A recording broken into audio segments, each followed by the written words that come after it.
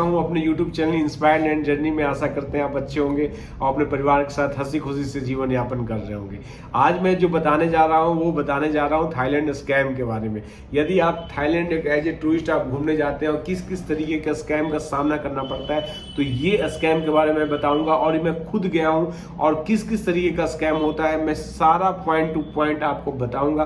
तो बने रहिए वीडियो के लास्ट तक। यदि आप हमारे वीडियो में नए हैं तो प्लीज हमारे चैनल को सब्सक्राइब कर लें, लाइक करें, शेयर करें और बेल आइकन दबाना ना भूलें। तो सबसे पहले आज मैं आपको थाईलैंड में होने वाले स्कैम के बारे में बताने जा रहा हूं। आप जब थाईलैंड किसी भी होटल में जाते हैं तो बहुत सारे होटल आपको 2000 से 3000 बाट डिपॉजिट मनी के तौर पे आपको लेंगे और चेकआउट के समय किसी न किसी बहाने ये पैसे आपको काट लेंगे। बिल्कुल गारंटी है इसकी, क्योंकि अभी मैं एक एक्सपीरियंस बता रहा हूं। मैं फुकेट में रुका था असली प्लाजा, बहुत सारे इंडियन असली प्लाजा में रुकते हैं।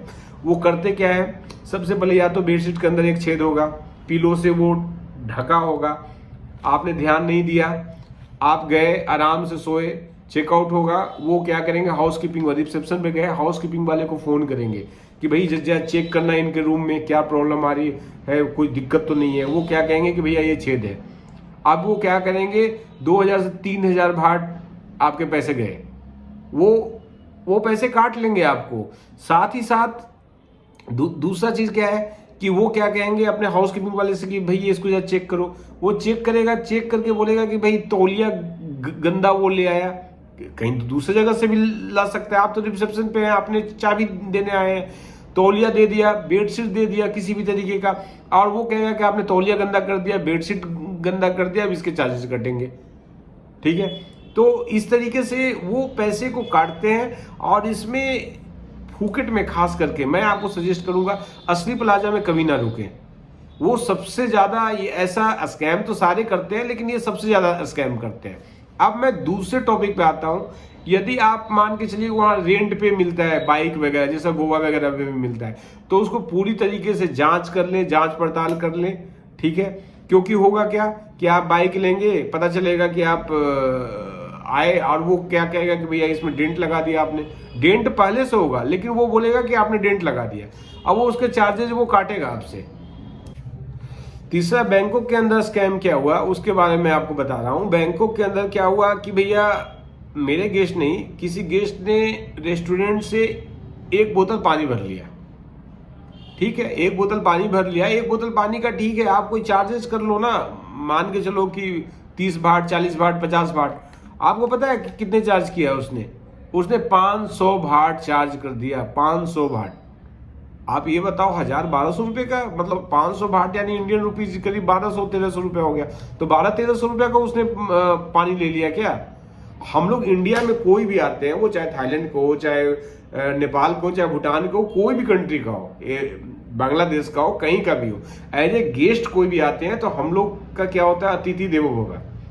हम लोग लेकर के चलते हैं कि अतिथि है वो हमारे देव तुल्य है, हम उनको इस तरीके से रिस्पेक्ट देते हैं। और हमारे साथ क्या होता है, खास करके ये थाईलैंड में, तो आपको जब आप जाते हैं तो ये बातों का ध्यान आपको रखना है कि ये इस तरीके से आपको चीट करेंगे।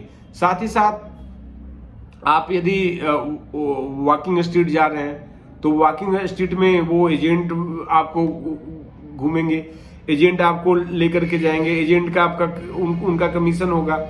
और वहां पे सबसे बड़ा चीज क्या होता है, आपने क्या सोचा कि भाई चलो मैं कोई नाइट क्लब में गए और वहां पे कोई गर्ल्स या जो भी है मौज मस्ती के लिए तो जाते हैं, जाहिर सी बात है।